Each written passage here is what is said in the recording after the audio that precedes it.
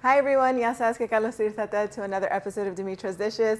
Today we are making one of my favorite kind of cookies, shortbread, but we're going to make them walnut flavored. They're going to be walnut shortbread cookies, perfect for sticking in a holiday cookie box, giving them as gifts, serving them to your friends and loved ones with a hot cup of coffee. These are so good. They last long. You can make multiple batches of these, and before you bake them, you could freeze them. I mean, I can go on, but let's get started. A tabletop mixer is very handy when making these cookies, but you can do them in a big bowl with a hand mixer too. We're gonna start off with 3/4 pound of butter. I like to use unsalted butter in this recipe so I can control the salt. So that's 3 sticks here in America. And you want to make sure that it's soft butter. It's been sitting out for about an hour or so that way it creams beautifully. Next, 1/2 cup of confectioner sugar and 1/2 cup of granulated sugar and 2 teaspoons of pure vanilla extract. Now I'm making these walnut flavored, but you can use pecans, hazelnuts, almonds, whatever nuts you have on hand, pistachios, anything goes. And we're also going to need about 1/4 to 1/2 teaspoon of salt. And we're going to beat this on medium speed, then I'm going to increase the speed to high until everything is nice and fluffy and creamy. It's going to take about 2 minutes.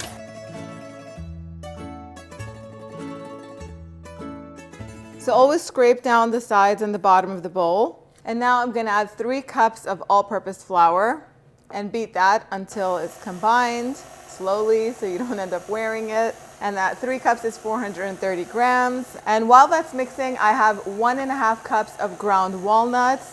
I'm gonna add those in. That is 180 grams. And I'm just gonna let this mix until a dough is formed.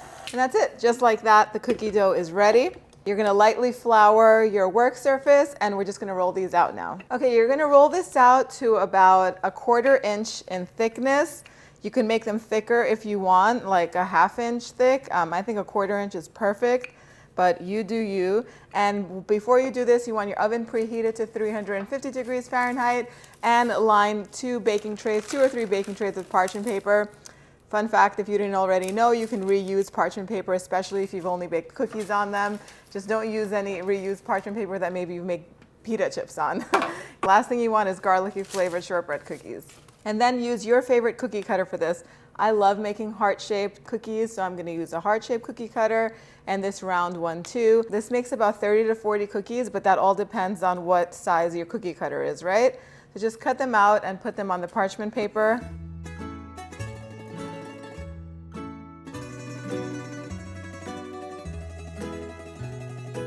Once you're done making that first set of cookies, you can take all the scraps that are left over and roll them back up together, press it all together, lightly flour your work surface a little bit more and the top of the cookie dough. Roll it out until you can keep doing that until you run out of cookie dough, and then you roll it out, cut it out, put it on the cookie trays that are lined with parchment paper, sprinkle the tops with some granulated sugar. It's going to add a little bit of crunch, a little sweetness, and a little bit of a shimmer onto them.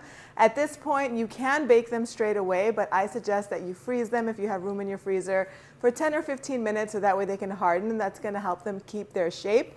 It's a good idea. If you don't have room in your freezer, you can do this in the refrigerator. Put them in the refrigerator for like 20 or 30 minutes. These are great cookies to shape and keep frozen. They stay fresh for months. So you can just have them in your freezer and bake them fresh as you need them. I'm gonna clean up, then we're gonna go ahead and pop the cookies in the oven.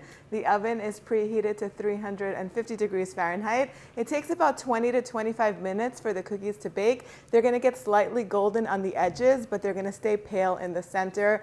That's how you know they're ready. You take them out, you let them cool completely, then they're gonna be ready to be served. Okay, so the cookies are ready and the house smells so good. 25 minutes was a little bit too long this time. I got carried away. I was multitasking, making a few other videos, and some of them overcooked, but even though shortbread is supposed to be a little pale, those are not going to go to waste. But I did make them right the other day. And if you take a look, these are nice and pale and golden on the edges, just the way they should be. If your oven cooks a little bit too hot, you can bake these at a lower temperature to 325 degrees Fahrenheit. Make sure that you rotate the trays if you have multiple trays in there baking, so that way they bake evenly. Also, make sure that you leave some room in between the cookies, otherwise they're going to spread a little bit and then they're going to get stuck together and the shapes are going to get a little bit messed up. But if you keep those tips in mind, they're going to be perfect. Time for the taste test. But I don't have a cup of coffee ready to go.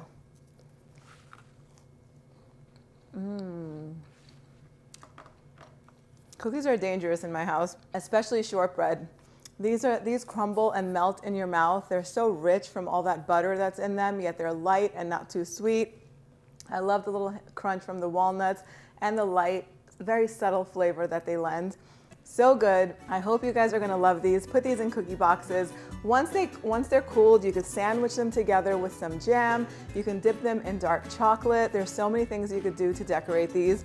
Get creative and let me know how you like to decorate cookies in the comment section down below. If you have any more cookie requests, post them down below as well, and I'll see you here next time. Yes, sis.